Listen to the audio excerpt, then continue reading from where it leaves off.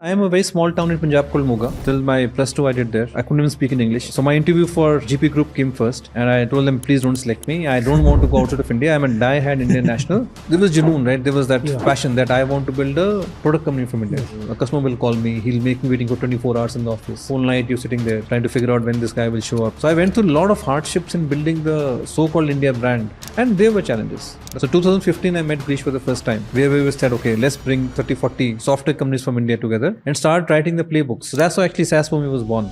India is regarded as the third largest startup ecosystem globally. There's plenty of inflow of money today in India. Now the challenge with India lies is, can we give a few $1 billion of exits every year? So the founder will have to take the call. I think it's the emotional decision making which really holds you back. What is the beauty of India? Sitting in India, Udaipur, Jaipur, Bhopal, founders able to build a world-class product. That's the first big win if you ask me. Second big win will be when we're able to crack the distribution. Right? So I was able to manage so many ups and downs because of my early years of grounding in Gita. So a lot of mental toughness is required. And here, expectation from family is sky high. Work on your communication, work on reflection, work on your physical mental fitness. And with the kind of skills, scale and money that is riding behind India today, I think this is the best time to start. Hi, this is Siddharth Aluwalia. Welcome to the Neon Show. I am your host and also co-founder of Neon Fund, a B2B SaaS fund that is investing in the most enterprise SaaS companies coming out of India. Today, I have another founder of a B2B SaaS fund, one of the leaders from India, Manav. Welcome to the podcast. You have been founder of Eka for 20 years, one of the first earliest vertical SaaS companies from India. And now you have started Together Fund along with Girish and Shubham. One of the first funds just to focus on the B2B SaaS vertical. Welcome to the Neon Show, first of all. Thank you so much for being on the Neon Show. No, thanks for having me, Siddharth. Looking forward to having a conversation with you. So Manav, before we dive into Together Fund, Eka Software journey, I want to go back to your roots, right? You grew up in Punjab. Tell us growing up there, right? Tell us about your parents, what they did, right? So growing up, I am a very small town in Punjab called Moga. Moga is known because it has a Nestle factory. The first Nestle factory was there. It's very close to Pakistan border. So I grew up till my plus two I did there. I couldn't even speak in English. I was a pure blood Punjabi boy. Okay. Only speak in English. And it is a very small village. Way back in 89, when I passed 10th and 91 plus 2, there was no internet also, right? So from there, that time the thinking was small town. You can't go out to college. Typically, you will do typical what Punjabi boys do. They will have a small SMB, small skill industry you will start and you have a good life. So actually, I was the first one in the family saying, my parents said, you should study. I was good in, education. So they said, okay, fine, appear for entrance exam. And we went to our teacher in physics. Yeah. He said, don't try all these things. Nobody's ever made to any entrance exam. You will waste your time. Why don't you go back to some business you do? You will do well. We all said, we actually stopped studying in our 12th. You won't believe, said, we didn't study for 6 months. We said, professor has said, nothing going to happen. We appeared in actually entrance exam and all 4 of us have passed. So we were the first batch actually from our small town in Moga who passed out and then I went to REC, another friend went to Punjab Engineering College, another one to Kurukshetra Engineering College, one in Bathinda Engineering College at that time. So we all went to regional engineering colleges. So I think that was a turning point for me. Coming from a small town and regional engineering college, fortunately, I know which is called NIT now, right? They have 4 students from every state. Okay. So 50% from Punjab and then 4 students from every state of India. So I got a massive. So this is NIT Jalandhar you are talking about. NIT right? Jalandhar, I've been there. NIT Jalandhar, So there I got to know so many cultures of India and English became a more common mode of discussion. So that's where actually my journey of even starting, first of all, speaking English, learning English. First time I read, Sidney Sheldon novel, and then I read a lot of Archie comics and all those things. Started listening to English music. So that was my journey of actually coming out of adding more cultural context to myself, understanding how different cultures think, how to speak English, how to establish myself in that community which is so multicultural in nature. So that was growing up in engineering college in Jalandhar, and also heart of terrorism then. We were, I was in REC from NIT from 91 to 95. Yeah. But also the peak of terrorism during that time. So we lived through that period to get to that. I think one more thing which has really impacted me is also my grandparents used to take us to Haridwar every summer. So I read Bhagavad Gita and I'm still a fan of Bhagavad Gita even till now.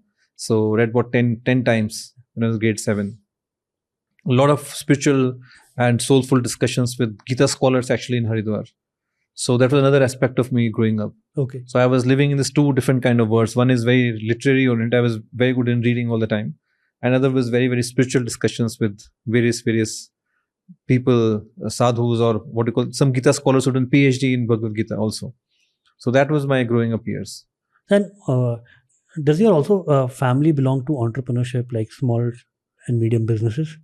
Yeah, all my cousins are, nobody works. My father used to work for Nestle and he tried starting business 4 times. Okay. So he failed all the 4 times.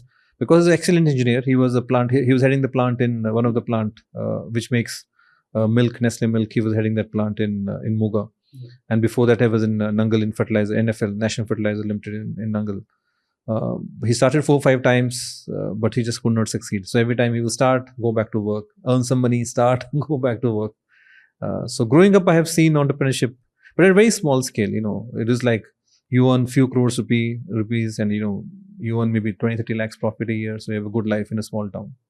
Yeah, and I think in Punjab, small and medium businesses are respected, right? Because this is nobody wants to migrate out of college. Yeah. When I was getting admission into NIT in Jalandhar, I was also getting admission in NIT in Trichy, which is the best. Which is the best. Yeah, which is the best. College. My grandmom said, the son cannot go to Punjab. Okay. He has to go to Punjab only.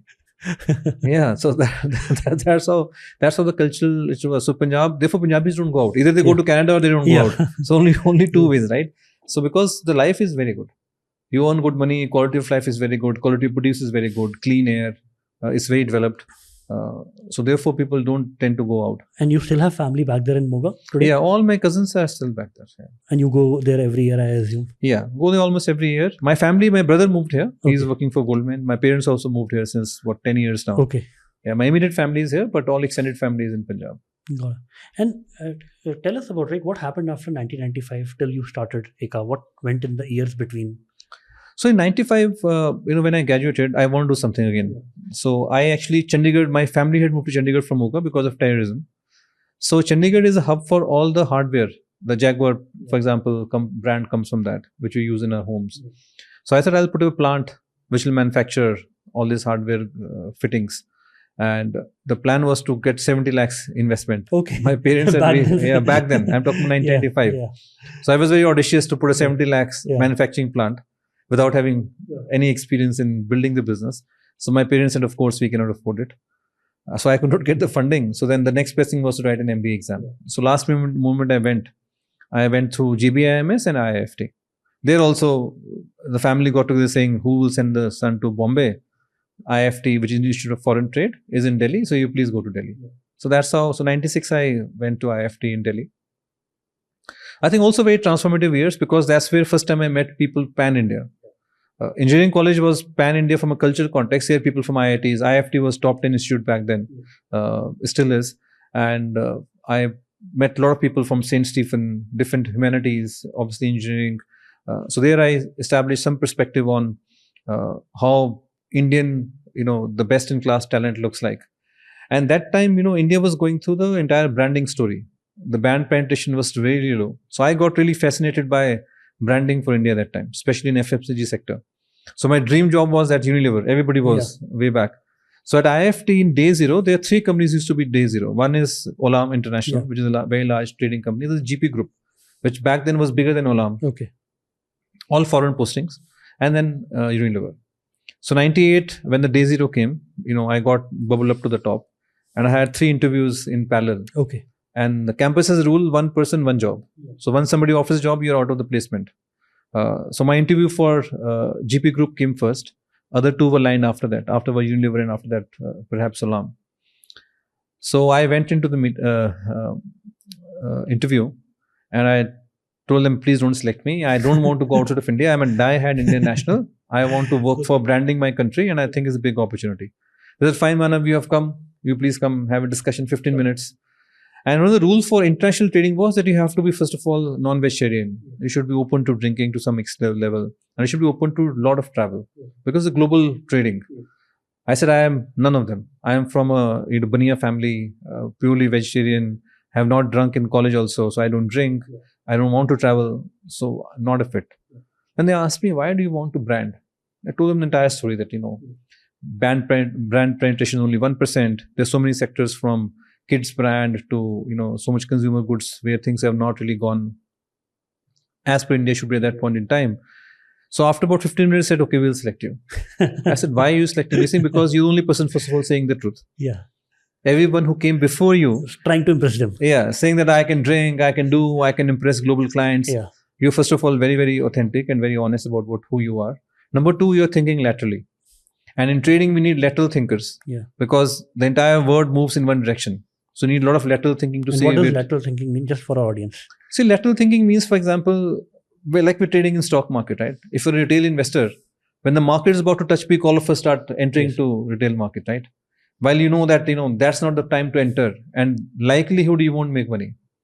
So lateral thinking means you're able to see the trends which others are not able to see. And because you mentioned to them that there is only 1% brand penetration in India, that's why you were ahead of the curve. No, brand penetration is data which is available to us, right? The lateral thinking comes in, how will you actually brand? Why will somebody in tier 3, tier 4 town will buy branded products? See, when I grew up, right, and you also from Meerut, right, said, so you all go to local shops. There were no branded retail shops back then, right? So why would you switch from a normal, your next door shop or best shop in the town, the person who knows you to a retail shop? Yeah. So that is the key context what they asked me. So which is true even now, which e-commerce wave has seen. So I've told them the local shop is winning because of two things: relationship, your merchandise, and the cost. Yeah. The retail comes in, the relationship goes away. There are foreign brands or big brands going to come. There is no relationship one-to-one level. So therefore, if somebody has to break that, the brand has to break that promise that I am local for you, I am relationship driven, and I am going to give you the best quality at the best price. So that's what they like, that in the entire trend of retail, I was able to pick that trend. So that was lateral thinking, means that even seemingly so the big brands win, but why India has this, even today it has that, right?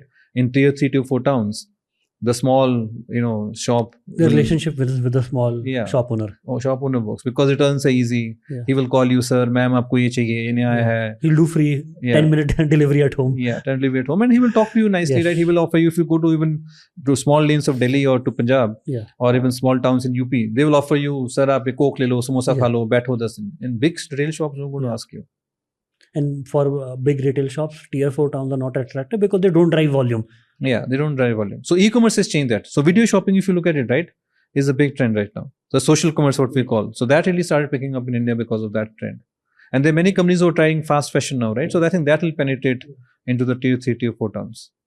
But since they selected you, right, and you were refusing, what made you convinced that, hey, should I go ahead with this group? And there was no option, right? So I had also won the All India Summer Project Contest in 1997. So I had an open offer from HCL back then. So our option was to go to HCL, which I had known nothing about technology back then. And other option was to go abroad. All my friends said, this is the best opportunity. You're earning $10,000 a month. Where are you going to earn? In 98 you were... That was the package, And the global job. So the exposure is crazy. On the other hand, my parents were crying and my family was crying, but because I was able to come to Delhi after a lot of fight, as I told you, right? So I was in this dichotomy. Then my father said, why don't you try? Go. Come back after 3 months if you don't like. And where was your first posting?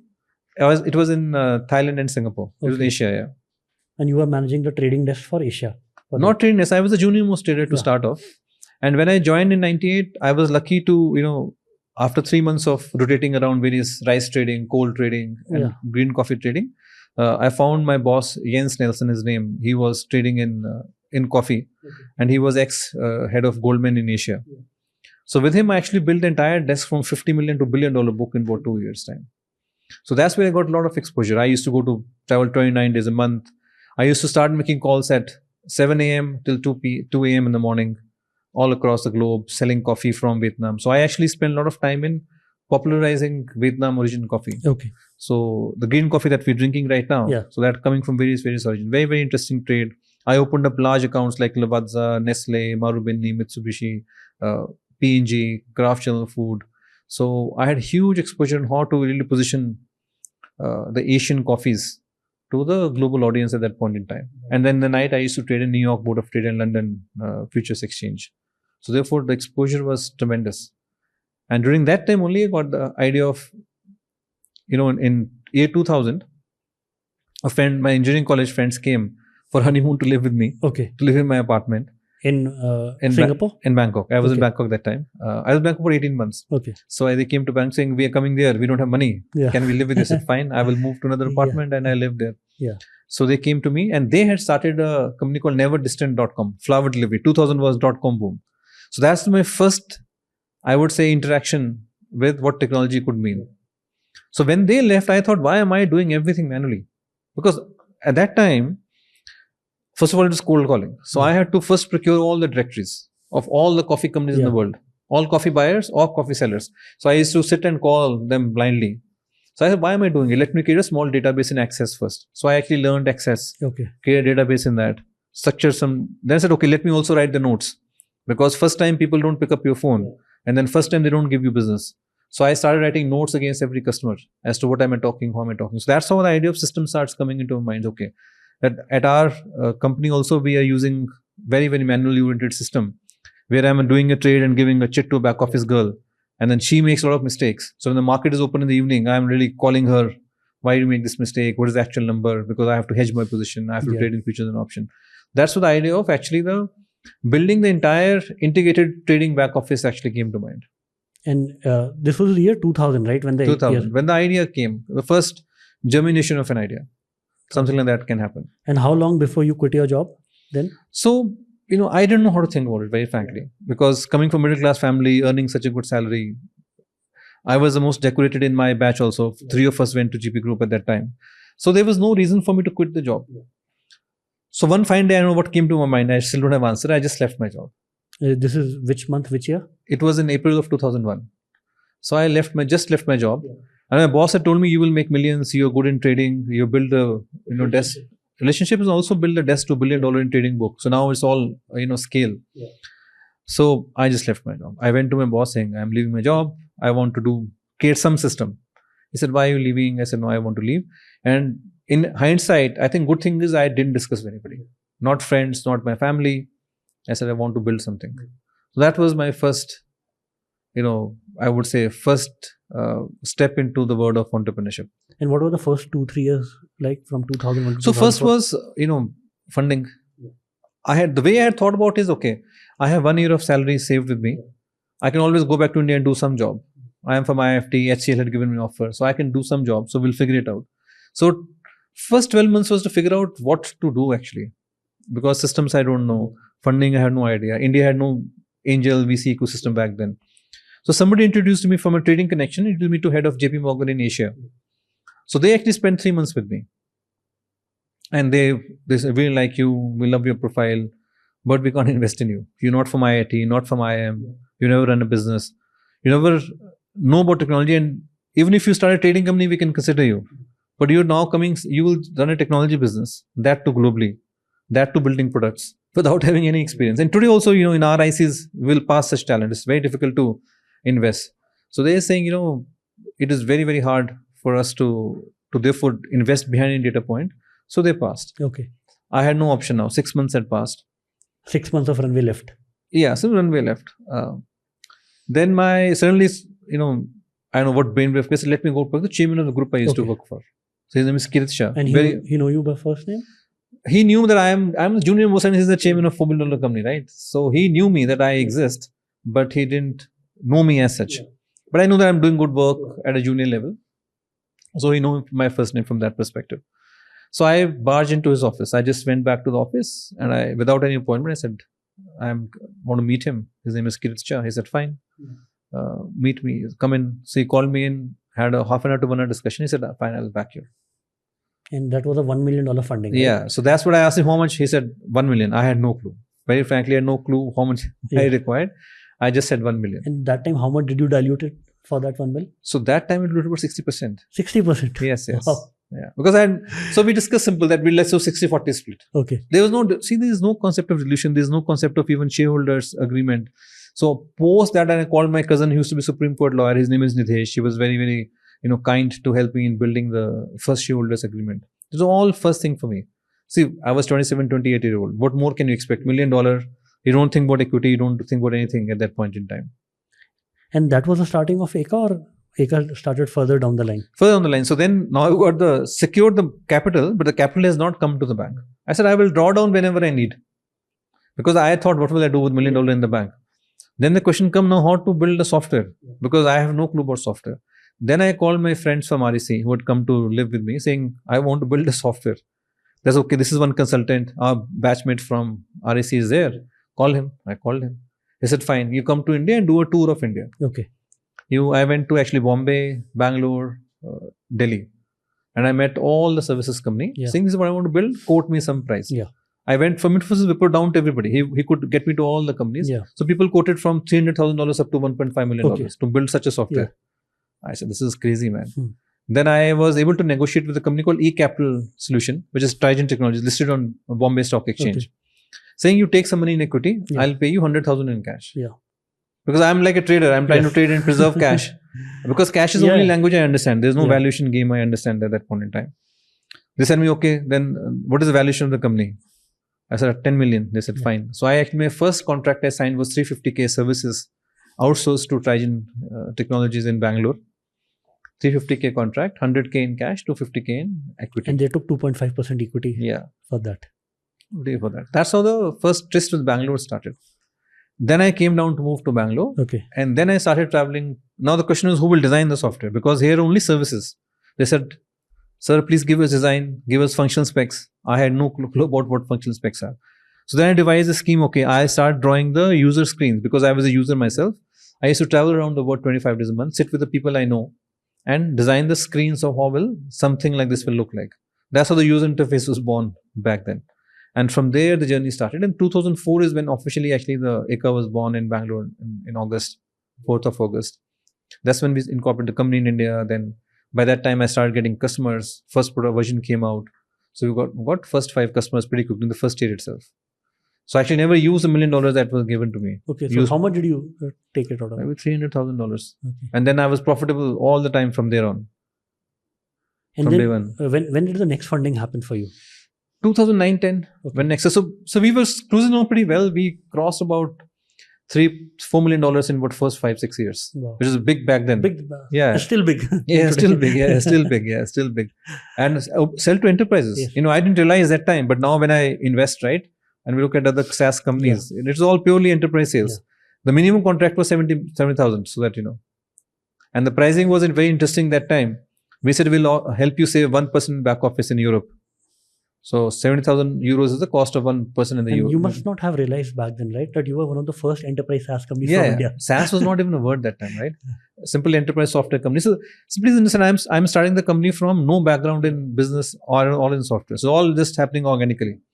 So then we thought in 2007 that we should get some VC who will build a software company. And Naren Gupta, who was the founder of Nexus, he met me in Valley along with Sandeep also. So they met me in Valley. And they said, okay, fine. Whenever you start, whenever you reach a stage, please call us. So 2009 is actually when Nexus discussion started. 2010, I think they invested. So that was the first initial round for us. With that, then we started building the international team. So that was the next stage. So by that time, we were $3.5-4 million and 30% EBITDA. And they were okay with the kind of dilution that you had done previously, like 60%? Yeah, they were okay. See, because at that time, and in hindsight, of course, I have a lot of learning, which I will share later in the episode. I know we'll discuss about that. So that time, there was Junoon, right? There was that passion that I want to build a product company from India. Because in between, during the tough years, I also got offer from Citibank to build the entire currency trading services desk from India. Okay. I said, no, we won't do services. So I had a lot of setbacks also because a lot of large companies said, we can't give you $1 million contract. You are not positioned for that. So we had a lot of setbacks selling to massive, large, I would say Fortune 50 companies, not Fortune 500. So I went through all the tough times. There used to be times in Hamburg, for example, a customer will call me. He'll make me waiting for 24 hours in the office. Whole night you're sitting there trying to figure out when this guy will show up. So I went through a lot of hardships in building the so-called India brand. In hindsight, it's easy to say that why would somebody trust you? Somebody trusts a 27-year-old building software for the first time coming from India. So it was a very hard value proposition to sell back then. And over the years, share the journey, right? How did you build Eka from, let's say, 3-4 mil ARR to a 10 mil to a 20 mil ARR business? So the biggest learning is, that people buy from people and people work for people. So I had to work on 2 aspects of building the company. Even going from 0 to 3, the team building was really hard because nobody would join a product company. There were no examples. So why would somebody join? You would rather join a services company and make more money, and your career will actually has a steady path. So I think it is that passion to build something out of India, that mission actually resonated with some people. Some of my batchmates from IFT actually joined. There used to be my batchmate called Shobit Mathur. So he joined with me. Then Varun joined with me. So my initial actually college friend joined early on. And then Vinayak, he was actually the first employee that I hired. He used to work for Trigen. He was actually first person said, Manav, okay, I will leave Trigen for you. You negotiate with Trigen and I will take the team, build with you here in Bangalore. So he was the instrumental person in actually giving us the confidence that we can build product from India. And there were challenges. The quality was not up to the mark. Team had no experience, right? So developers won't develop for the long term. They will write something in the code, then quality will break. So we went through all this very, very early challenges during that time. So one was that people work for people or work with people. So people have to choose to work with you. Yeah. So that is one big learning on the team building side. And then you have to be true to the cause, true to them. And second is people buy from people. The reason I was able to sell to people is because people believe that I understand the problem. Second, people believe that I will deliver on the promise that I'm giving to you. I'm not going to disappear. So that two things actually added to it. And that whole authentic understanding of the domain, our very clear understanding of what our strengths and weaknesses are actually helped us build the early traction in Eka. And profitability came because, I understood only cash. Even till today, I understand cash more than the valuations. So, how to deal with the cash flows really helped. So therefore, it gives us huge amount of longevity in the company. So that was the early years of building. The main challenging part was, how do you now grow from, we have sold to first 10 customers at 70,000 each.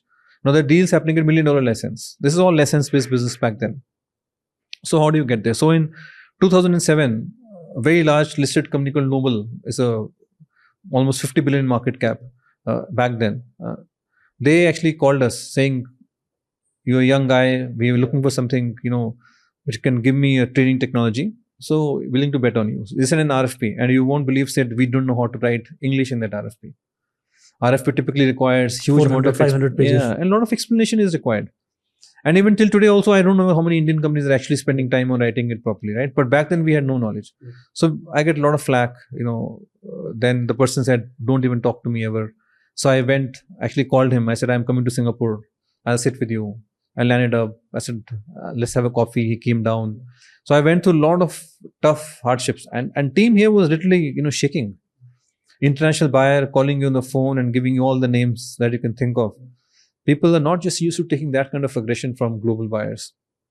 So, but I had to go over that, tell my mind, okay, now something will come out of it. So land in Singapore in the morning, shower, go to his office, call him for a coffee, and he kept coming down. So all those are some fortunate steps, something by luck, something by design and hard work.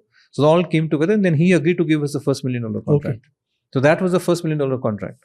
And then we delivered on the promise. We used to sleep in the office. Yeah. Because suddenly this 70,000 license was about 25 users. That was 400 user deal.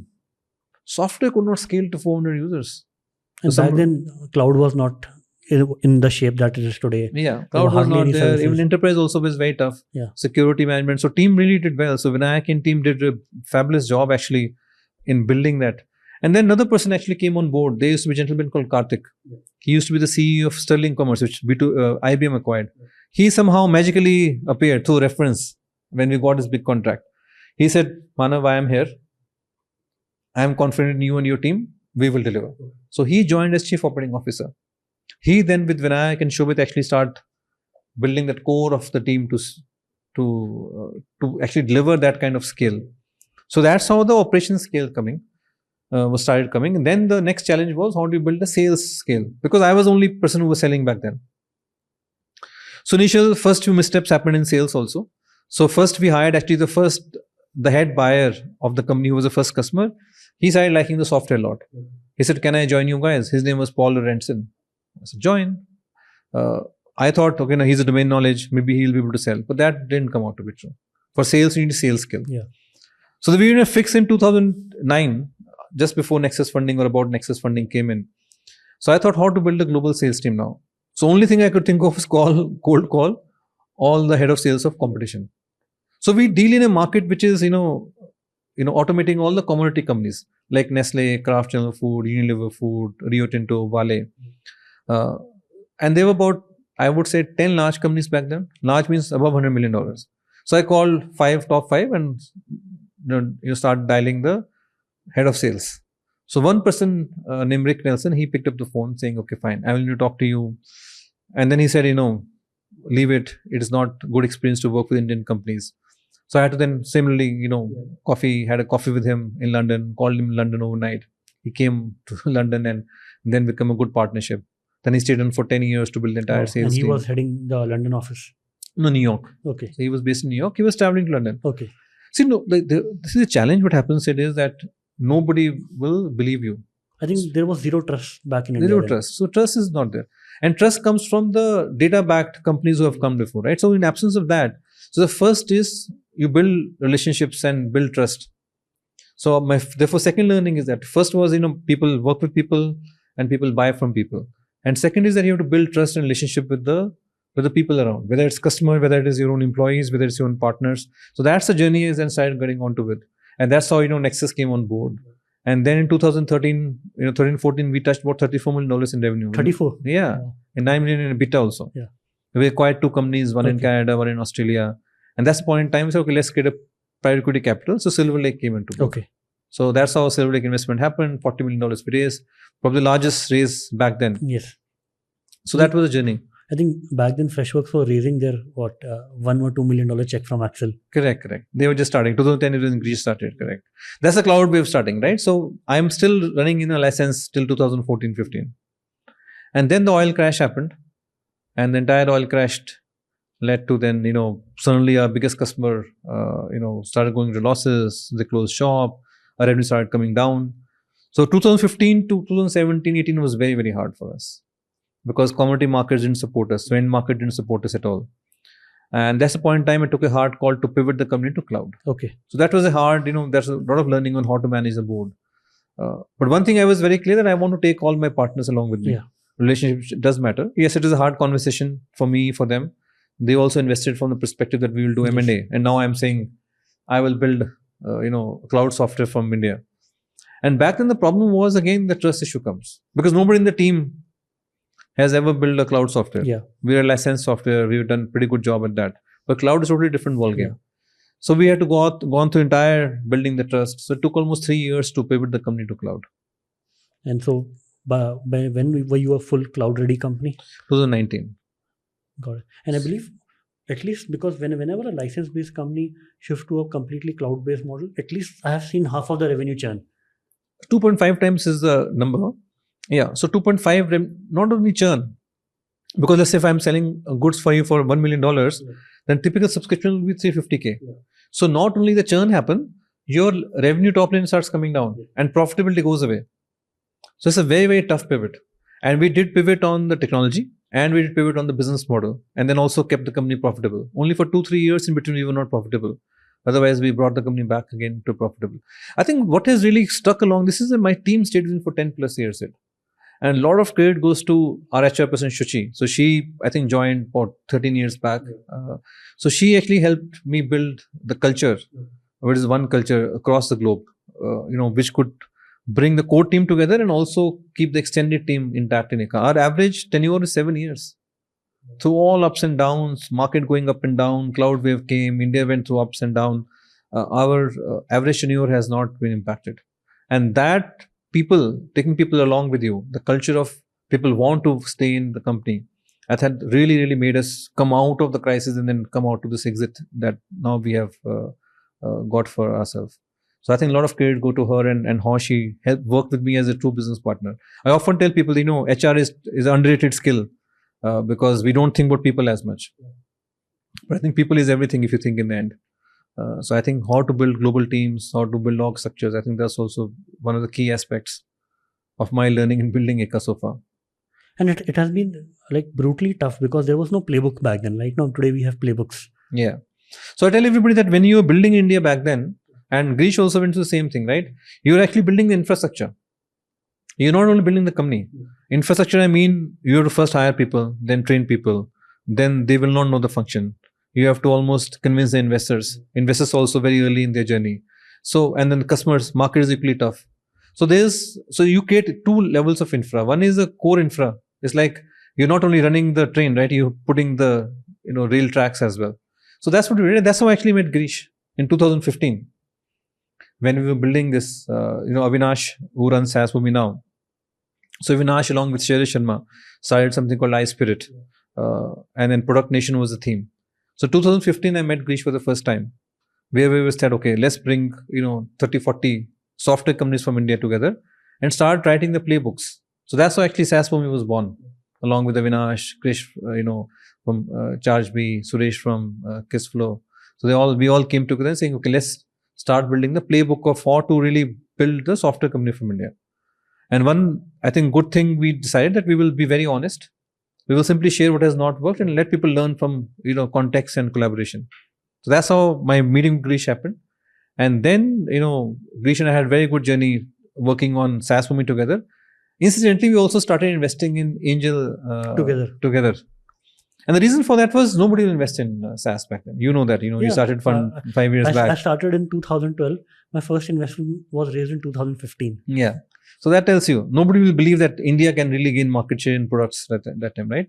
So we'll write checks, 25K, 50K US dollars.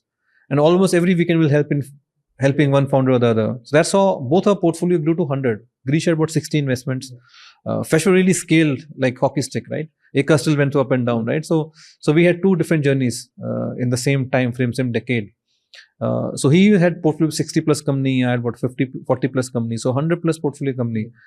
So 2019 in Chennai, in SaaS, when we were sitting, we thought, we should do something. We should create a bit more institutional culture, construct around this. And back then, COVID has happened, right? So SaaS is beginning to bloom, 2019. So the buying of SaaS went through the roof. Yeah, went through the roof because now buyers will buy online. Yeah. SME really exploded. Every company has to start with some software. Yes. So we thought, good timing. We anyway helping people. Why should now we should give a little bit of more institution structure to it. So that's how the idea of Together was born. And then Girish was very busy in taking company IPO. So we kind of put off cold storage for 2 years. And then IPO happened and then COVID happened at the same time. So we got more time. Yeah. So during the COVID time is actually extra time that we got, which got saved from travel, is when we were able to put the, early blueprint of Together Fund. And that's how when we actually, which I call about manufacturing co-founders, right? That instead of just getting the first person, we called Shubham. We thought we need somebody who has come from investment background. So we then called Shubham. He was kind enough to join the team. That's how Together was born in 21. And tell us, between this, did you reach the peak of, I think in 2015 you mentioned, right? 34 million in annual revenue. Yeah. So once you shifted to cloud, did you hit that peak again or was it tough to hit? No, we actually touched the same peak again. Touched 30 million again. Okay. Back again in revenue. But very profitable now. So we were able to get back the same thing. So value therefore increased because now we shifted to cloud. We survived first of all, right? Otherwise we would not have survived. Most companies don't survive this transition. Yeah, cannot survive. And we have multiple transitions. And our global buyers are also not able to buy, right? Why would they trust cloud software from Eka? They are buying client server software from us, which is on-premise. So we also went through massive journey with the customer. Like Garg, which is the largest customer, they said, why should we trust you? And then we were able to convince them to buy. So they are the first one to adopt Eka Cloud. Then Unilever came, then Kraft came. So that's how 2019 onwards started adding customers in the cloud. And I believe these would all have been like $1 million contracts each. Yeah. The TCV is very high. TCV sometimes go to even 5 million. Okay. Because contracts are 5 or 7 year contracts. 1 year payment in advance. This is mission critical software for all these very, very large companies. And at what point you decided that, hey, I want to now transition from Eka and sell Eka, because Eka has also seen a 20-year journey. So I think and I tell a lot of people, entrepreneurship is emotionally roller coaster ride, right? You went through up and down, up and down. So when the company come to a stage where it is growing and is profitable, and especially in our industry, the churn is very less. So which means you can run company almost perpetually. So that's a very hard decision as to what you want to do next, whether you want to sell or not. So I went through multiple emotions in that. So biggest part was the emotional part, right? What will happen to my identity? What will I do? 2018-19, if we sell the company, what are you going to do next? Then my family said, we have come from a very humble background. This is a large global company. We have 10 global offices, 100 plus global customers. Why do you want to even think of leaving something? Our children can come and work, right? And they can, and Eka today is focused on commodities. Tomorrow it can start any other enterprise software business, right? So the same capital can be deployed if you are profitable, right? just give an exit to investors, buy them out, and you could have bought them out. Yeah, that's what I'm saying. Buy them out, leverage the EBITDA, Yeah. and then just continue to run. Yeah.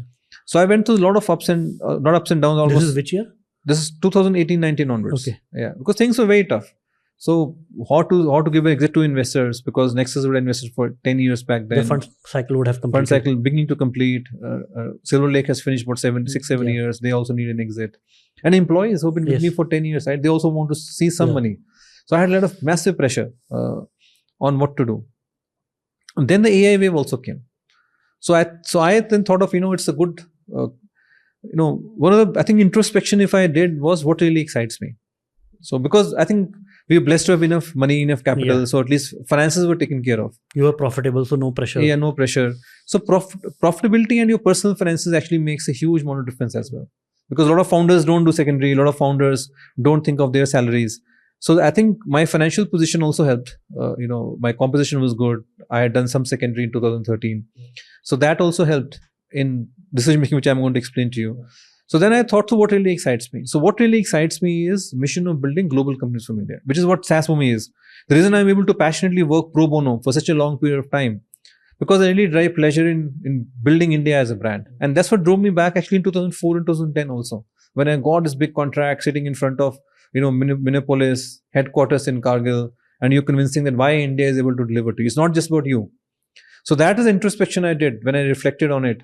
So that the mission of building global companies from India is really, really the paramount mission driving me. And I thought Eka has kind of run its course as a vertical SaaS company. It can only grow in that direction. It's very hard to now bring adjacency to it. So perhaps the best for me is to exit. I will have very strong financial position. I already have SaaSBOOMi as a pro bono, which is an initiative that we do. And further fund is beginning to take shape. And then AI wave is coming in. So these 3-4 factors start coming together. And with AI wave coming in, that really, thought is absolutely the right time to carve out an exit. Where I can take all the skills that we have done, selling India as a brand, building global go-to-market playbook, how to look at the market opportunity, ability to work with multiple founders, and then India as next 20-30 years economy, which is a startup economy. There are a lot of young founders going to come and going to build companies. So the impact will therefore multiply many fold. So that really drove my decision. Then finally that was a decision making point. But then to craft an exit is totally different. So then my journey of crafting an exit started. And tell us, I would be more interested, because a lot of founders don't think about crafting an exit. They think of exit as an accidental thing in their life. Yeah, so I think I give a lot of examples from, in Mahabharata also, right? You Abhimanyu and Arjun, right? So it's an art and a science, I would say, right? So Indian founders are like Abhimanyu. All won't start and they actually go to the core, all able to get their way one with the other. But I think exit is something a little bit more scientific and a little bit more, pre-preparation is required for an exit. So I think for exit, I think I use the same playbook which has worked for me. First of all, start reaching out to all the people who can possibly get an exit. And which year did you start running the process for exit? 2019 is when I started first. It's not even a process, even to start preparing your mind. So, start talking to biggest competition. See, industry also went through a lot of consolidation. There's a company called Iron Group, which is a $20 billion market cap company. Not many people know about it, but a very large company. So I started reaching out to them. Reach out to a lot of PE players back then. Our industry, a lot of PE players in the US are there. So I could speak to them. They were all interested. We are profitable. We are cloud, most modern. So discussions started. A lot of adjacent players also started talking to us. So 2019 was preparing on kind of filling the water. And then I went into a little bit more. I prepared the first deck.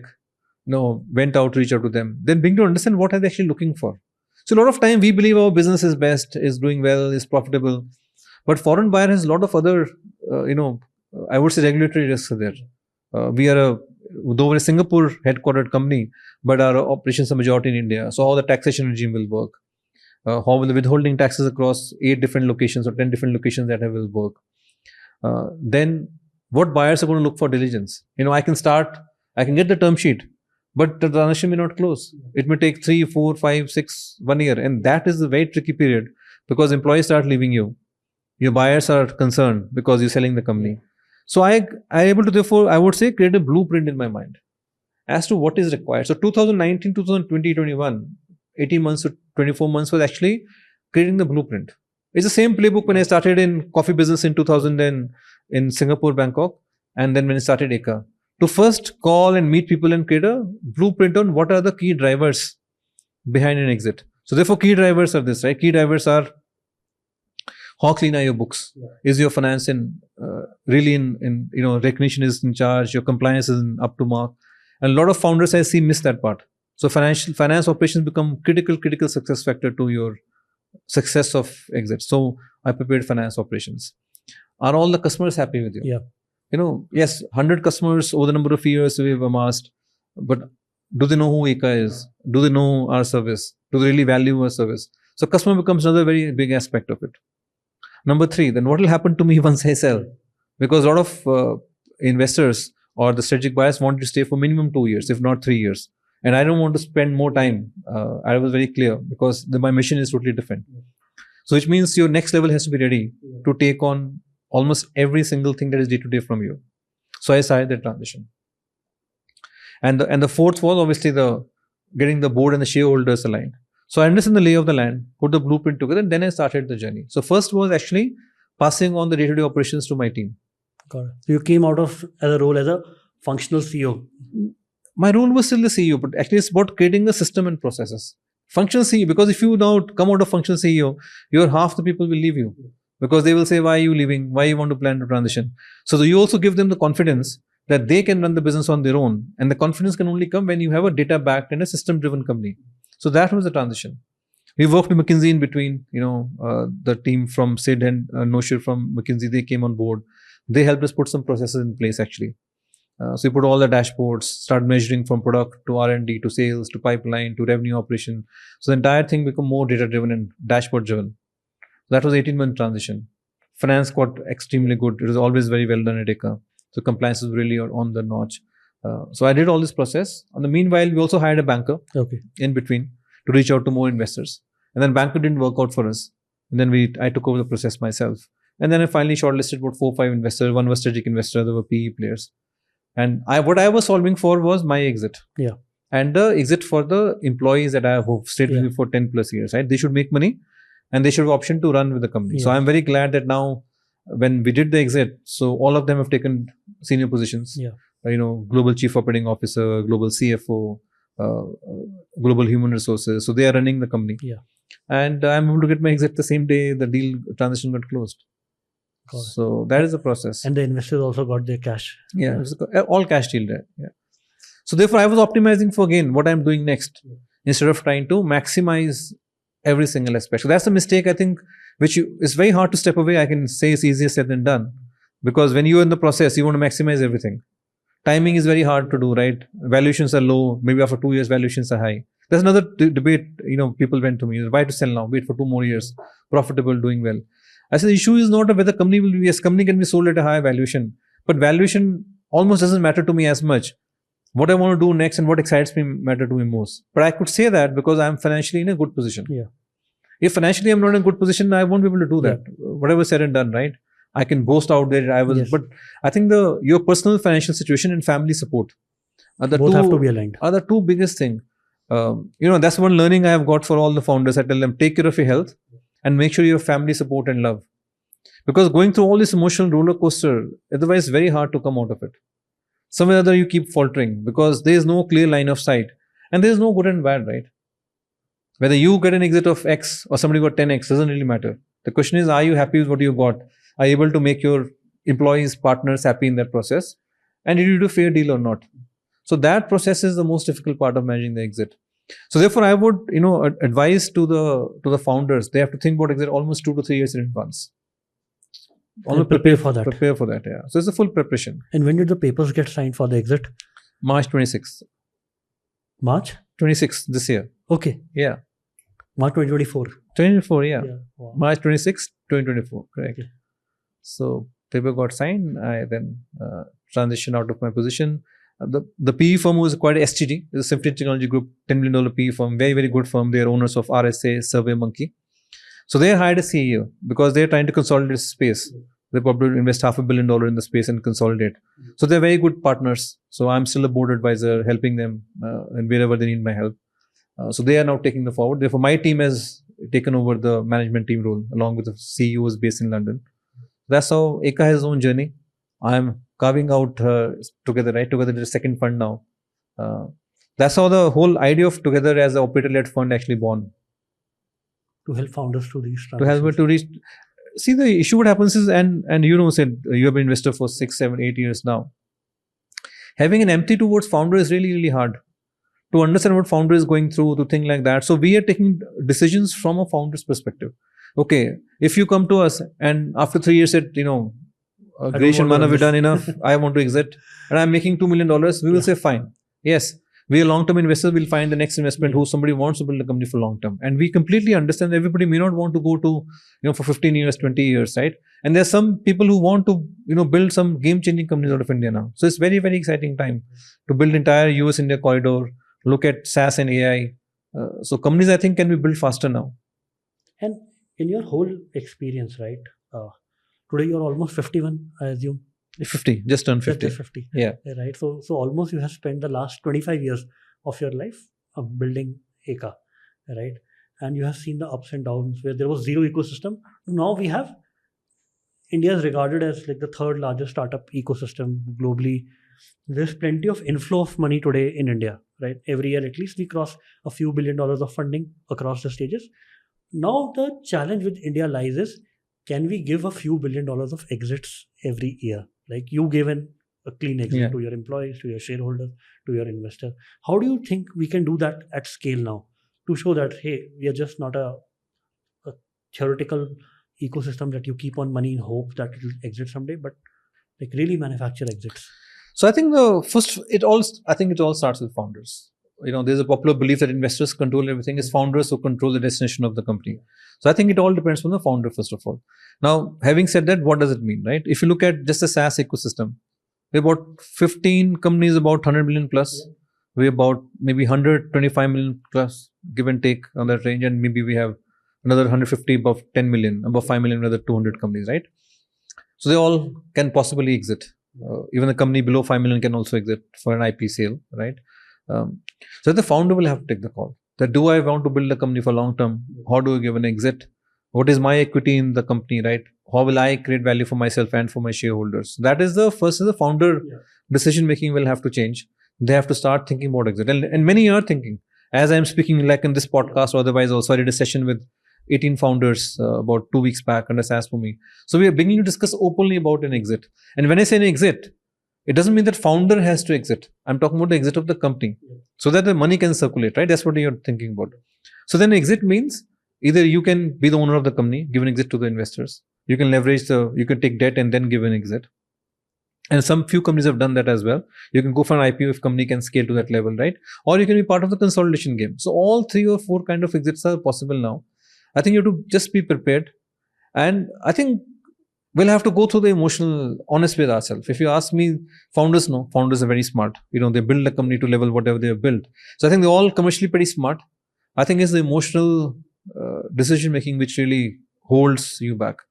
And society also sometimes look down upon you, right? Let's say your company is a unicorn and because valuations have crashed, maybe company is not at a unicorn value now. So then what are you going to do? That's one biggest problem, right? Second biggest problem is that what are you going to do after? So identity is not figured out, right? A salary company, maybe I have whatever, 10, 20, 30, 40, $100 million. I can buy a good home and good car, but then nobody's going to ask me. My relevance is gone. So how do you stay relevant? What is next for you? What is your identity? That becomes a very, very big question mark to answer. And third is, how much capital have you raised? The reason I was able to exit Eka because I didn't raise much capital in the entire journey of Eka. But you have raised $304 million in bringing $100 million company, then you have to have a very, very tough conversation, or not tough.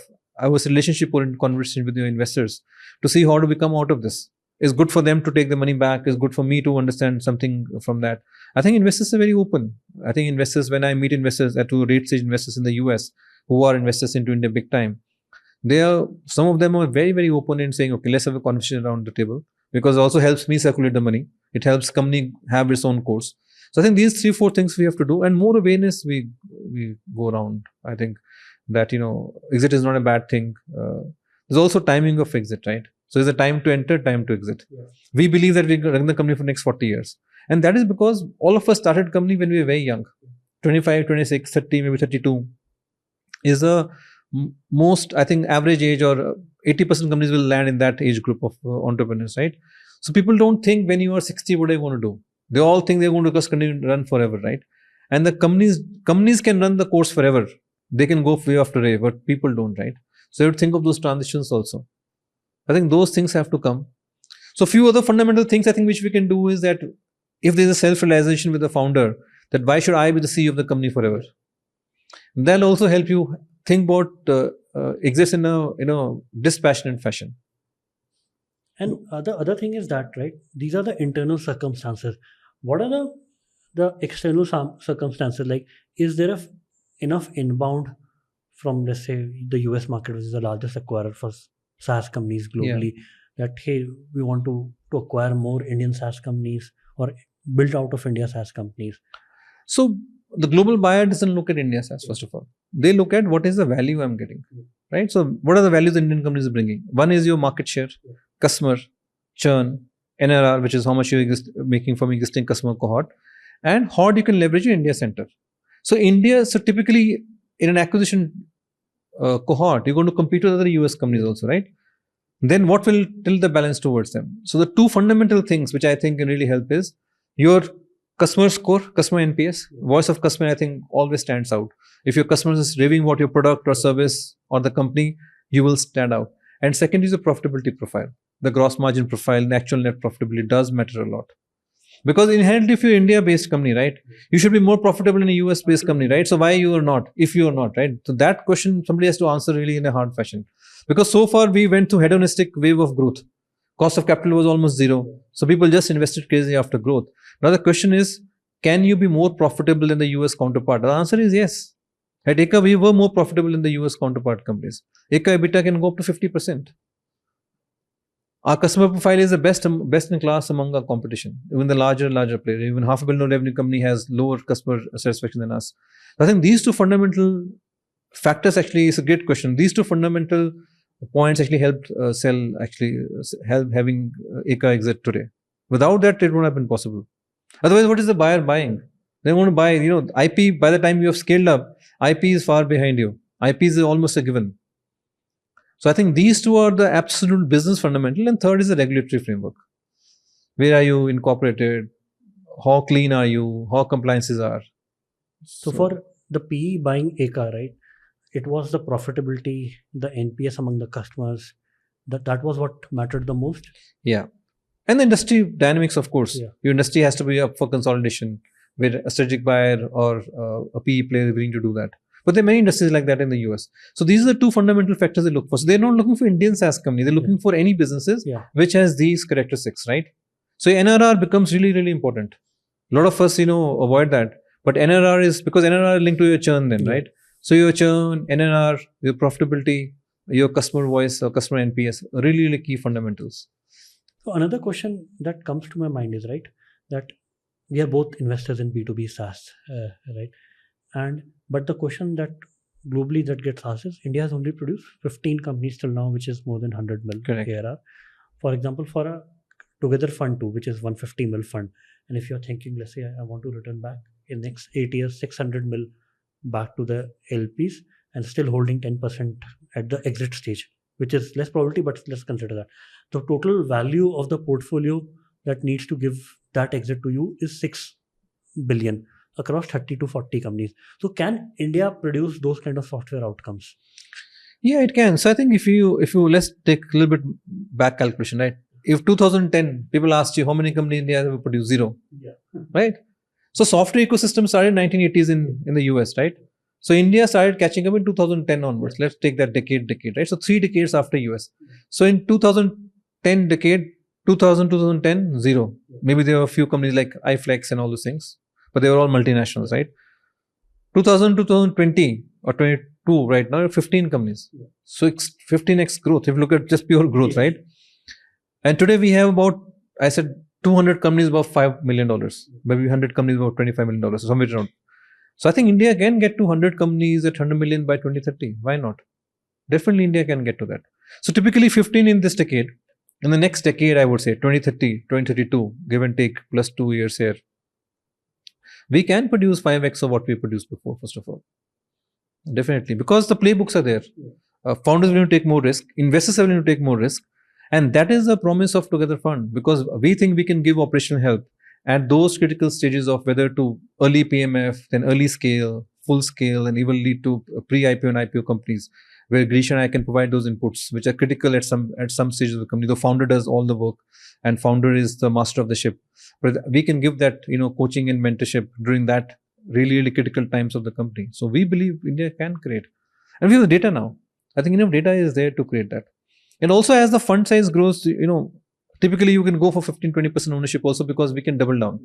So a lot of capital we keep in isn't doubling down, because we believe in founders. We're a founder first. A lot of people say that, but actually we walk the talk. So we'll double down. As I said, if you come to us saying, okay, I want to continue to build $1 billion revenue, we will back you up. We'll find more capital even when it is required to help you out. So therefore, we believe that yes, it can be done. And especially with AI coming in, even more. Think about it, right? So if you look at the SaaS is about today about $400 billion in revenue. Enterprise software is $2 trillion.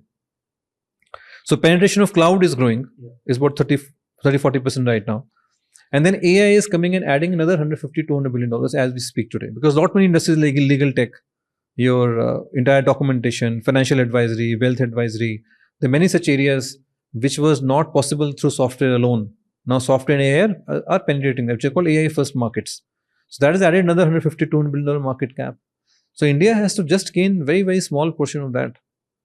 And with the kind of skill, scale and money that is riding behind India today, I think this is the best time to start and best time to take a shot at it. But I firmly believe we will touch anywhere between 75 to $100 million companies 2030. And right now, India occupies roughly the Indian software export, like pure B2B products in software, would be $10-15 billion. Roughly $10 billion as of 2022, 2023. Yeah. Is a SaaS, total SaaS revenue, correct. Right. Which would be what today? Like 3 to 4% of the global? 1%. 1%. Yeah. So if you look at it, 10 billion is only 1%, 1 to 2%. Right.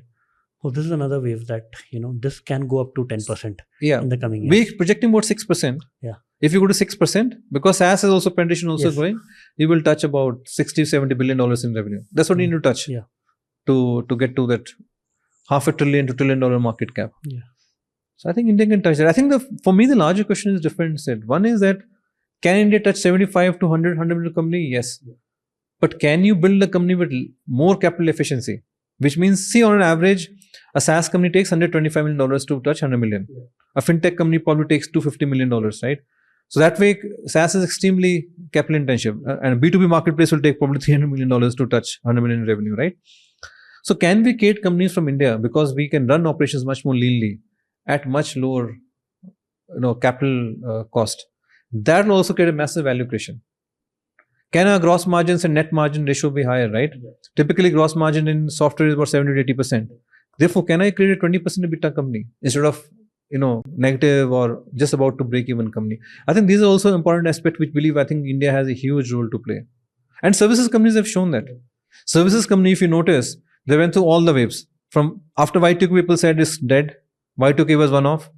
They came and started looking at maintenance and support business in a big way, right? And then building software as services from India. Then came the cloud. People thought it's dead. Cloud doesn't require any services. Again, they grew. Then digital transformation wave came, right? All this while, 25% net margin, they've all maintained more or less, right? Yes, growth has come down because scale has also increased. So which means from India, you can build that. And now with AI coming on board, we have SaaS. We also have a massive AI in services opportunity, by the way. See, services today, $300 billion in revenue. All of them are going to undergo a change because some of the services now can be automated, especially the supply side. So if you can, so therefore new category is going to emerge, in my opinion, which is now, we said software as a service, service as a software, right? You automate 50% of your workforce to software and then start selling as a service, which is AI in services. There also, I think, massive value creation. It's profitable, not as capital intensive as SaaS is, for example. So I think the entire B2B is very, very attractive. I think और India में ये भी अब तक दिक्कत है कि people are not used to, at least in the startup, getting an external CEO. अब तक कितनी companies के external CEO हैं? Freshwork is the first one actually now. Freshwork उससे पहले I think just Kunal जब free charge में थे, he got an look at that point. You in get time, all but correct. Not many examples. तो इसलिए जो हमारे यहाँ जो CEO की भी layer है वो वो है ही है ही नहीं. But आ जाएगा. But think of ecosystem also, no? I think in next 5 years you will get that. Okay. Manav, I want to talk about, since we touched little the AI wave, right? Together is very bullish on the AI wave. What do you think the value that AI is currently unlocking in terms of creation of companies, scaling of companies, and replacing similar tools in the US with AI first tools being built out of India? See, first of all, let me start a disclaimer. AI wave is too early. Yeah. I think just 18 months. Yeah. ChatGPT was launched in November 22. So 18 months, right? So I think everybody's trying to figure out, first of all. But there's a disclaimer again that, right? In just these 18 months, right? NVIDIA is the second most valuable company globally, touched $3 trillion of market cap, and probably might also become the globally the most valuable company just because they produce the compute for the AI. Yeah. So I think definitely there is a wave. Yeah. So all I'm saying is, if you look at the waves, the winners may not be the first people to start. Okay. Right? Look at Facebook came much later. Yeah. Guess when TikTok was born? TikTok was born 2014. 2016, yeah. TikTok launched by chance 2014, but TikTok was launched 2016, right? It's much later into the internet and the cloud wave, right? So first of all, therefore, when I say that it's very early stage, whether the value creation going to happen, definitely yes. Large value creation, definitely yes. But where the value creation will happen remains to be seen. Definitely at a compute level, at a conceptual level, the human intelligence is getting into the compute of, right? So the compute therefore is going to take 50% of the value creation share. At a chip level, then AI cloud, AI tools, AI ops, right, which is coming up. So definitely the compute is going to take a lot of value creation from it. But enough value creation also left at the application layer. Because what's going to happen is software is eating the world, right, which all we talk about, right? But now it's eating even more, right? Because every user is now consumption of AI right now, right? So your number of users are really, use cases really expanding. And therefore I'm talking about AI first use cases, right? Which are to start off with the productivity use cases. Presentation state. We have a portfolio company, presentation.ai right now, for example. Typically take 24 days. A non-IT user takes 2-3 days to create a presentation. Now in 10 minutes, 15 minutes, maybe 1 hour. Using some tools like that, you can create that, right? So massive productivity gain. So wherever the productivity gain is anywhere between 10 to 100x or 1000x, you are seeing a massive adoption, first of all.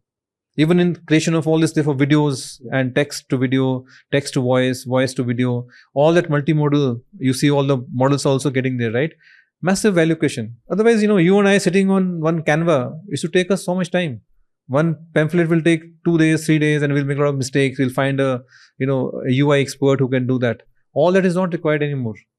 I think the old days of using a clunky Photoshop software for building one design multiple days is gone. Yeah. So the value creation is huge. The summary, right? Look at, if I have to write a blog, typically it'll take 1 week, 2 weeks, in 3 weeks to write one blog. I will first have to write some concept. Then I will go and find some writer. Then he or she will write. Then I will again correct some 5-10. So I think the first wave, I would say, AI has solved the cold start problem. I can go to ChatGPT or Grok or Gemini and say, I want to go to sit for this podcast. Give me what should I talk about. At least I don't have a cold start problem. So at least my first playbook is ready. And then I can start building. So I think 80% or 60 to 80% able to do. Second, if you look at it, the individual oriented use cases are far easier to do, right? Where I have to write something, I have to draw something, I have to use a speech, I have to use somebody as my diary, I have to use somebody for my summaries for meetings. They're all use cases are going extremely fast. Wherever you and I have to collaborate, I think there the efficiency is still less, right? Because I have to depend on you have to depend on me. A lot of back and forth conversation is required, right? So I think that is the second level of use cases, right? And the third level of use cases, which I think which will come, is also machine-led use cases, right? Right now we're talking about AI only in software. Now, unless I put a summary, the voice, my own profile into a robot, the robot will become very, very intelligent robot, right? So I think the next wave will come into combination of machine and software, which is AI, coming in and going to day-to-day life. Today we are not even seeing that, right? That we saw cleaning robots only, which can clean, I would say, in a more dumb and simple fashion right now. Take away 10 to 15% of the cleaning job only. Yeah. But then when you have a much more smarter AI coming in with computer vision going to next level, right? Along with generative AI, which can communicate with humans really, really intelligently to a large extent. You are then looking at massive amount of use cases, right? So I think the physical will therefore, if you look at the future of AI into 5-year plus, and I don't know time, it could be 10-year plus or 3-year plus, it is a merging of physical and software boundaries as well. So therefore the value creation potential is huge. And I think the critical role which I am very passionate about is what role India can play in that. And what do you think that India has an advantage versus disadvantage as compared to US AI companies? See, first of all, US and China.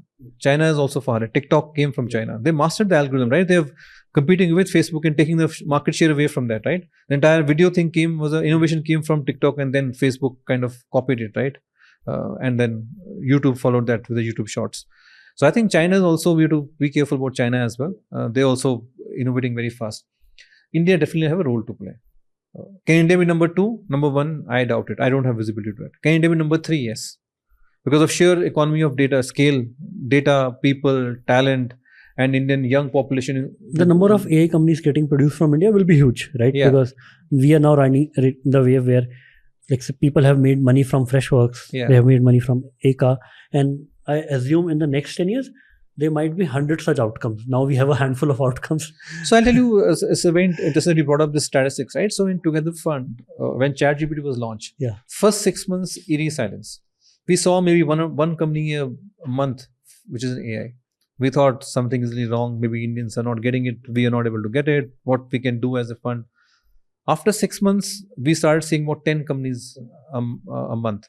Right now, for last 3 months, we're seeing 100 companies a month. Yeah, that's a scale. And all kind of people are jumping in. So the first time we are seeing actually people from MNCs also coming. Facebook, Google, LinkedIn, they've all worked on, AI teams. And Indians are there everywhere, thanks to technology and our superior education. So we are seeing that cohort. We're seeing very young people from the college who are coming in saying, I want to do a small project in AI. We started seeing that. We're seeing a lot of second-time founders who are coming into play as well. I think it is because the scale of the value creation opportunity is huge. So you're absolutely right. So we're going to see huge amount of companies getting started. And some will break out from that. Yeah. And just by the sheer economies of scale, right, as you said, right, the number of AI companies that win or at least reach 100 mil ARR will not take 10-15 years. Might take 5-6 years. I think if you take a little bit forward, see, India has a clear advantage in applications. If you look in SaaS also, the number of application SaaS companies are huge. 90% are application SaaS companies, 10 are infra or dev tools. So I think definitely India has a playbook for application AI companies, right? They can take an OpenAI, they can take a Gemini, take another foundation model or open source foundation model, right? Llama 3 and what all is going to come, and start building applications for that. And that is where I think definitely a wave has to come. Now, the capital cost of building a company, how do you gain market share, that playbook still have to be repeated and go to global scale. But definitely India has an advantage there.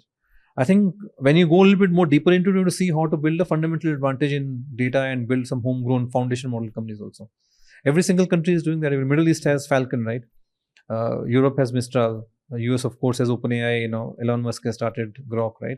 So I think India eventually, from a geopolitics perspective, India will have to do something on their own also. So data can be protected. I think the other ways, SaaS India had an advantage that 75 to 80% gross margins were there.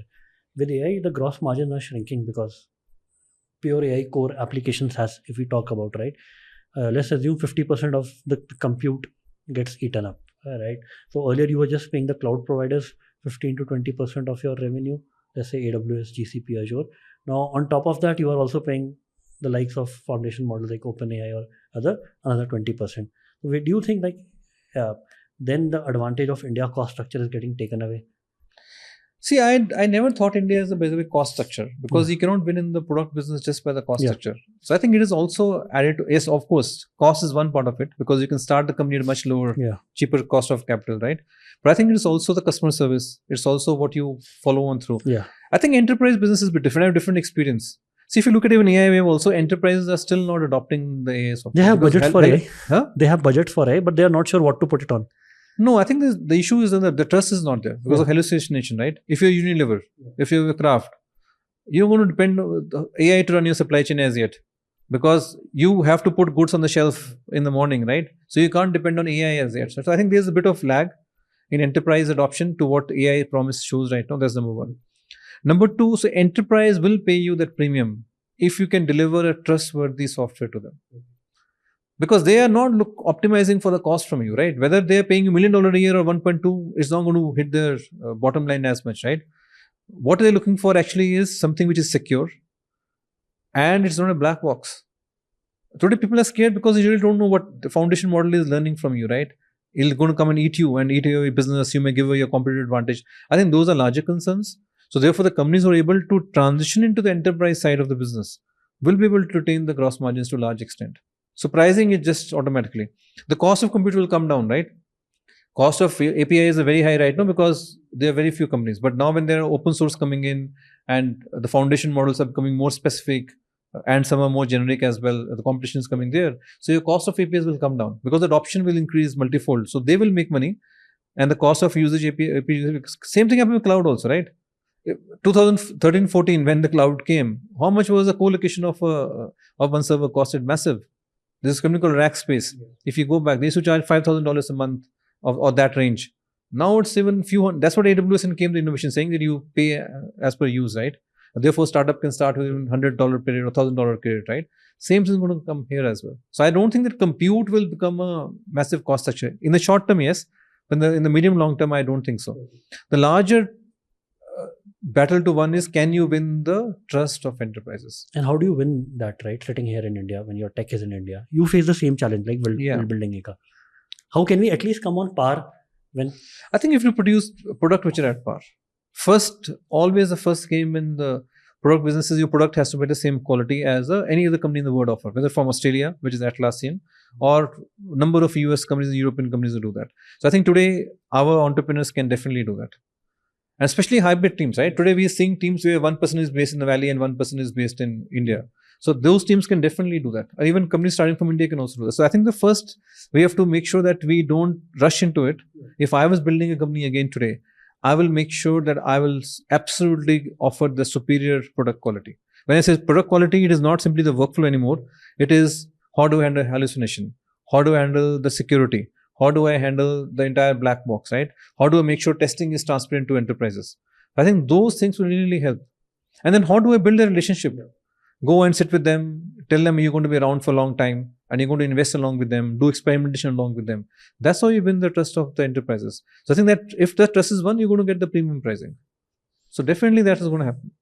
And why do you think, like as Indian B2B SaaS companies, we haven't won in distribution yet?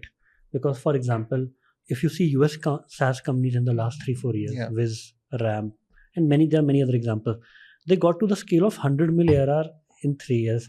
Even Ramp crossed 300 million ARR in 4-5 years. Correct. No Indian company has ever done that. We are still patting ourselves on the back that we can build a 100 million ARR company in 10-12 years. So I think it is a question of time, Sid. Yeah. If you look at India's economy, right? India was what, 15 about 7 years back. India is now top 5. Yeah. So I think it is a matter of time, sure. First of all. So this decade, we may see more $100 million companies. As we enter into next decade of 2030, 2031 to 40, you will see this dream coming true. The first $1 billion revenue SaaS company getting produced very soon. Zoho already is $1 billion, for example. It took 30 years. It is fine. Yeah. There's nothing bad about it, right? Because value creation happens, right? So I think it always depends. I tell about to my children also. It depends on where you start. I started from a very small town, right? So SaaS ecosystem also started in Stone Ages, where we learned how to build a global product. Then what is the beauty of India? Sitting in India, Chennai, Bangalore, small towns, Udaipur, Jaipur, Bhopal, founders able to build a world-class product. People ask us all this time, some of LPs in a fund ask that how Indian founder who's never traveled abroad is able to produce a world-class software sitting anywhere in India. That's the first big win if you ask me. Second big win will be when we're able to crack the distribution. There are early signs of cracking the distribution right now. There are a lot of enterprise companies have come. When Eka was there was nobody, absolutely nobody. But now there are many companies looking at enterprise. SMB Playbook is pretty well known right now. So I think in next decade, you will see where companies will also touch 100 million in 1 year, 2 year, 3 year, more billion-dollar revenue companies will emerge from here. So if we are able to touch 100 companies, 100 million, see, Zoho is 100 million. Freshworks is about $800 million right now. So they will touch $1 billion. So you already have 2 companies touching $1 billion. So in next decade, maybe we'll produce, 10, 20 such companies. So that's a question of time. I don't think it's a question of if that will happen. It's a question of when that will happen. Yeah. And do you think Indian can crack the distribution advantage, and what can it take them to the time they will learn the playbooks, right? I think what can accelerate? By taking larger risks in go-to-market. Yeah. See, now the capital availability is there. So next wave, actually, the company is starting now. If I were starting company again, I would spend disproportionately amount of more money in go-to-market. Yeah. By going with open eyes saying that I might fail. So that's what is required. You take bigger risk, bigger outcome. See, look at when people start company, we spend 80% in building the product. Yeah. and maybe 20% go to market. Some companies even don't spend 20%. But if I invert, okay, 20% building the product, 80% go to market. Yeah. Some people will hit the bullseye. Agree. And India as a market, right, has never been believed to be a large consumption of SaaS. Do you think that will change in the next 5 to 10 years? That SaaS companies building product for India will become 100 million ARR companies. And now we have only one example, which is Tally. Yeah, Tally is one example. Zoho to some extent is beginning to build in India as well. Freshworks is some revenue coming from India. Otherwise, you see, I think let's look at the data. So Salesforce is almost crossing $1 billion revenue from India. You know that, right? Slack had almost had $125 million revenue when they started in the first 3-4 years from India. So India's spend is coming from MNCs, large companies, and a lot of SMBs, right? So once Indian economy touches 6 trillion is when I think the wave will start. So in the next decade, you will see many more domestic opportunity also becoming big. Because the Indian corporates to grow, they'll have to invest money in technology. So that we're beginning to see that right now, but the scale is not there. So scale will touch maybe after the early part of 2030, I think. That decade, I think you will see many more companies coming into play, where domestic market is also large enough. Second is the prosumer market. I am very bullish on prosumer market. Like presentations.ai. Presentation.ai, right? Where every consumer now can pay you $5. Or the gaming. Why can't we do competition to Roblox? Think of Roblox as a company, right? India is a huge gaming consumption market. Developer on one side and consumer on the other side. That's a new category. And with AI, I think we will see many more companies there. Photo editing, right? A lot of e-commerce needs a lot of photo editing, right? So you have, again, developers on one side and the consumption on the other side. I think we'll see a lot of Canva, for example, right? Why can't Canva not be produced in India? I think those are the set of companies, I think, which will be very, very interesting to see. Got it. And right now, you have many lessons in cold calling and in sales, right? And if you have to summarize founders that do they still work and what will be the top 3 lessons? Because you build your entire career out of cold calling. Yeah, I think I built my entire career building relationships. Cold calling is one of the mediums to build, is to start a relationship, but relationship don't sustain with cold calling. So if I have to summarize, I built my entire career, which I strongly believe in, building relationships actually. So I have a lot of my relationships are very, very long term in nature, including with my co-founders right now, with Grish 10 years, right? Shubham now 4 years plus. So I think I believe in long term relationships. Yes, often the start happened with cold call because I know the medium. Somebody coming from a small town, who's going to ask you, right? I land in Bangalore, nobody knows. So how to cold call, right? So it's not about cold calling, it is about ability to invest in the long-term relationships. So that's the first learning.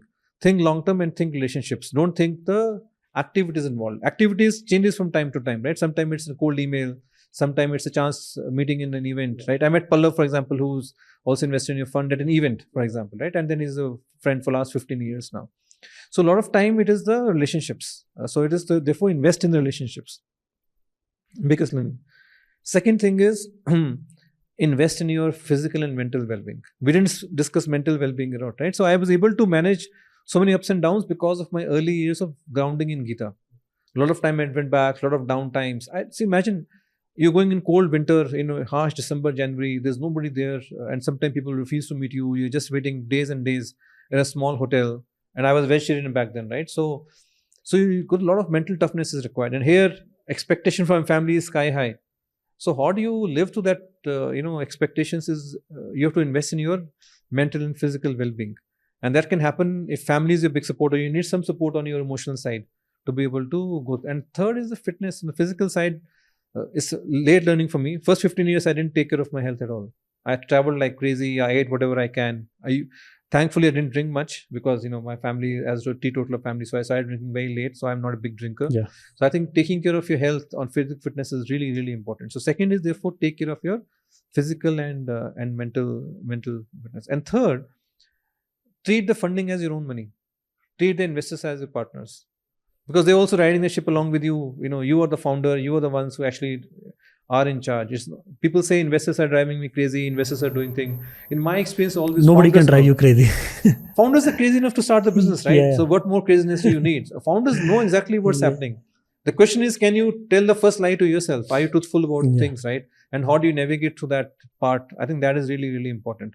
So these 3 things are the main learnings that I have, right? So therefore, invest in long-term relationships, physically fit, and treat your investors, and that investors also include employees, by the way. It's not just the financial investors or VCs, or you can be bootstrapped company, right? You'll have employees who would have invested 5 years, 10 years, 3 years with you. So you have to value them. Good. So I think then comes down to people basically. And you talked about manufacturing co-founders, right? Tell us more about that. Like because you and Girish know that you are complementary to each other at that point in time, and how did you start building that relationship? So I think it is again started about I think we're talking about a lot of emotional roller coaster, right? So one thing is very clear and we were talking in the break. In the US, they are more dispassionate culturally, right? Because that's how they're born and brought up. So I think the first, therefore, is a business is an enterprise by itself. A founder and business are not to one thing. We believe they are one, but they are actually not. Business has its own journey. You have your own journey. So first of all, I think we have to learn how to emotionally separate ourselves at some point in time from the journey of the company and the journey of you as a founder. So that's the first step towards getting to understand how to. Now, if I have hindsight of doing that, a lot of us just jump into entrepreneurship. Now I will see who is my best team to be successful in this particular area that I'm starting on. So I think you have to choose for the best team. It's same as a cricket team, right? We don't choose all the people from Bangalore or Bombay, right? Our Indian team is all from tier 3, tier 4 towns, because now there is a system of IPL, system of meritocracy where people are coming in, right? So your co-founder has to be meritocratic in nature, instead of the first friend from school or your first love from your college coming and beginning to work with you. I think that's what I'm calling manufacturing co-friends, which means co-founders, which means that if I'm starting an AI, let's say I want to start a foundation model company to compete with OpenAI. Let's say I take that challenge today. Yes, I can attract funding because I have an exit. I know how to build an enterprise business. Now, what my college friend is not going to be my best co-founder, or my previous co-founders who are very, very good at Eka are not the best co-founders to building another foundation model company. I need the top end AI talent. I need the best researcher with me, right? I need the best security expert for me. I need the best public policy person with me. So my co-founding team is going to be very different. And I will then go and quote. Actually, I will meet 20 such people and then get to know over 6 months' time. So I think building or manufacturing a team is 6 months to 1 year process, or even more. To really understand what kind of team will be successful for the business that you're starting from. The core issue is not with the co-founding team. The core issue is that we all jump into the business too fast. But as a founder, right, you're always geared towards bias for action. So how do you take a backseat on that? Not starting like two people liking each other, not starting the same company in the first couple of months. So I think one of the things that I've used, and that's what I really go back to, a lot of support from my family and wife, who really was there to me to brainstorm a lot of ideas all the time. Even today, we spend a lot of time together discussing that. I think one of the thing is that you have to have those reflection or contemplation moments. For me, for example, it's early morning. Yeah. So I get up at 5:30 in the morning. 2 hours is just the reflection time, and then discussion with my wife. And what do you do like in those 2 hours? I just think. Okay. Yeah, nothing else. Sometimes maybe 15-20 minutes I look at the email, so I clear my inbox. But then I would say on an average minimum 1 hour is thinking time. Reflecting. When I say thinking, is reflecting. What went right? And then I have a partner in my wife for which I can brainstorm few ideas, right? This is going. For example, VC business is new to both me and Girish, right? So there's a lot of reflection is required. So look at it. Operating, as you said, is action-oriented business. VC is non-action, right? You think few decisions, you take few decisions, but they are more impactful as operating a company. So I think if you create those reflection moments, whatever works for you, whether you're getting in the morning, your wife as your partner, you said you started a business with your wife, right? So for example, whether partner, or you go to meditate, or you, for example, Bill Gates go off during December reading books in a cabin alone. So whatever method works for you, you need to carve out on your calendar. So my suggestion would be put a calendar and say every month, every week, maybe every day, if possible, put a time for reflection. And you were doing this 2 hours of reflection even when you were a founder running a 24-hour ship? Correct. Because I got that as a inheritance. Okay. See, when you read Gita 10 times, you are bound to reflect because you start understanding it the inside out. Every time you read it, you get a different meaning. So I got in this habit of reflecting and spirituality a little bit very, very early in my life. So it got automatically, I was lucky. It got ingrained in me. And for me, thinking for first principle was the only way I could come up with. Coming from such a small town in day and age when internet never existed, funding never existed, the only way I can come out is first principle. Thinking of, think about learning English. How can I learn English just like that? No teacher, no books, nothing, right? So I had to go first principle. Okay, how do I become good in spoken English? Then from there, how do I get into hesitation of public speaking? Yeah. Then from there, how do you go down to, starting a business? Then I went to IFT, then I went to working in a GP group, which is a global business, and working with, top executives in the world. So for me, the first principle thinking and the reflection, that virtuous cycle, I think really helps you. That really helps you think through, okay, am I spending in the right direction or not? And I now believe that the entire town of Moga must be really proud of you, right? The kind of value that you have created for the society, for the ecosystem. And a lot of folks in Moga would be looking up to you. Definitely, a lot of people in Punjab look up to me. A lot of founders look up to me. My parents are very proud of me, of course. So that's all we get as a family. That's what I'm saying. You love your family. I think family is bigger support. In my case, my parents in early years and my wife really been big supportive for me. Therefore, I'm saying invest in those relationships. See, as founders, the reason I'm repeating it again and again, as founders, we are so action oriented and we are so much into a business.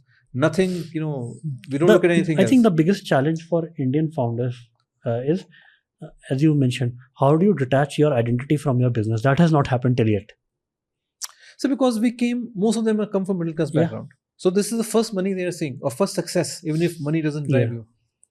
So therefore, it is pretty natural to be like that. I think more you reflect, more you're able to dissociate. But now you're able to tell it as a 50-year-old experienced person. Back then, 15 years ago, when you were a founder, it's very hard to digest it, that take a pause, take time for reflection. Yeah, it's very difficult to digest. So I think there are a lot of daily habits. That's what I'm trying to explain, or at least try to communicate through this platform.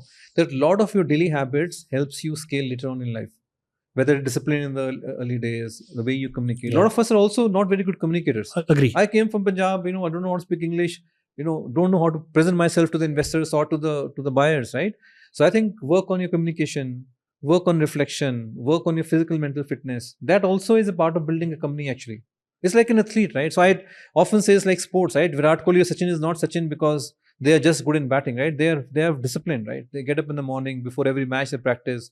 They're very disciplined about their diets. Then they exercise regularly. So I think that also goes in making an athlete, right? Which entrepreneurs is much like that's what we call in together. We're trying to find Olympic champions, right? So to become an Olympic champion, you have to work on all round personality and other traits. It's not just only building the business.